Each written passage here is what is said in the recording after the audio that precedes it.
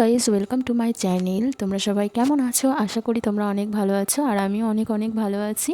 আজকে সকাল থেকেই ডিউটি শুরু, মানে আমাদের রোজকার কাজ শুরু। তো সকালবেলা উঠে বাসি ঘর ঝাঁট দিয়ে ব্রাশ করে রান্নাঘরে চলে এলাম, আমার যেটা প্রতিদিনের কাজ।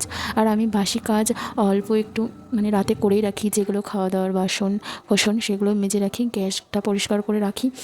সকালবেলা উঠেই আমার রান্না করতে চলে আসতে হয়, ওর জন্য আমি সকালবেলার কাজগুলো রাতে হাফ করে রাখি, আর বাসি উঠোনটা শাশুড়ি মাই ঝাঁট দিয়ে দেয়।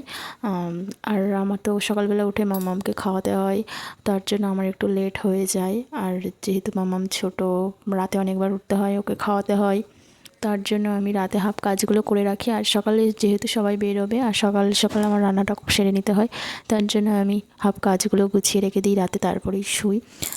সকালবেলা উঠেই আমি রান্নাঘরে চলে এলাম। প্রতিদিনের আমার যা কাজগুলো, মামামের জলটা গরম করে রাখা, তারপরে সুজি তৈরি করা, সেগুলো আমি আগে কমপ্লিট করে নিই, তারপরে ভাতটা বসিয়ে দিই। তো আজকে সেই রকম জল গরম করা হয়ে গেছে, তারপরে চা বসিয়ে দিয়েছিলাম, আর এপাশে সুজিটাও হয়ে গেছে প্রায়।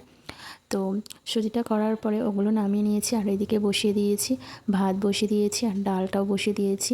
আর এদিকে দেখো কিছু শুকনো লঙ্কা ছিল, সেগুলোই আমি বোটাগুলো ছাড়িয়ে নিচ্ছি। আর ওদিকে দেখো, যেহেতু আজকে আমাদের নিরামিষ, তার জন্য আমি মুগ ডাল সিদ্ধ বসিয়ে দিয়েছি কড়াই।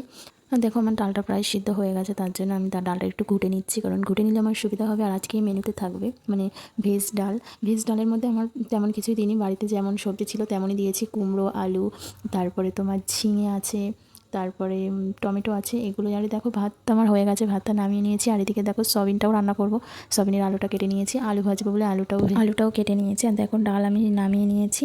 তো দেখো আলুটা ভাজতে আমি বসিয়ে দিয়েছি, তো সব রান্না আমার কমপ্লিট হয়ে গেছে। এবার আমি ঘরে চলে এলাম, ঘরটা গোছাতে হবে, সব কিছুই বাসি ঘর এলোমেলো হয়ে আছে, আর ওদেরকে সব কিছু রেডি করিয়ে দিয়ে ওরা তো বেরিয়ে চলে গেছে।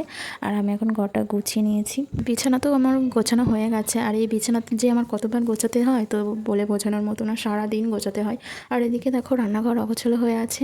রান্নাঘরটা আমি পরিষ্কার করি না, আর যখন আমি করি তখন আমি পুরোটাই করি, মানে উপরগুলোও সবটাই পরিষ্কার করি, আমি খুব কমই করি, আমার শাশুড়ি মাই করে। বাট ওনার হাতটা আজকে কেটে গেছে, ব্লেড লেগে কীভাবে কেটে গেছে বুঝতে পারিনি।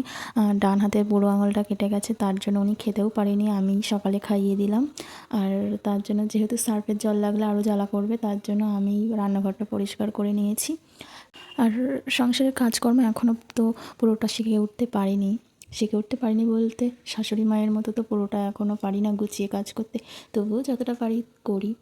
আর সত্যি কথা বলতে আস্তে আস্তে তো মেয়েরা নিজের সংসারে থাকতে থাকতে সবার দেখেই তারপরেই তো শেখে, তাই না? আর আমি সত্যি কথা কি জানো, আমি বাপের বাড়ির থেকে কিছু শিখে আসিনি তা নয়, আমি শিখেছি। আর আমার কখনো কোনো কথাও শুনতে হয়নি, আমি যথেষ্ট শিখেছি, আর যা শিখেছি অনেকটাই শিখেছি, আর যেটুকু পারতাম না সেইটুকু এখানে এসে শিখে গেছি।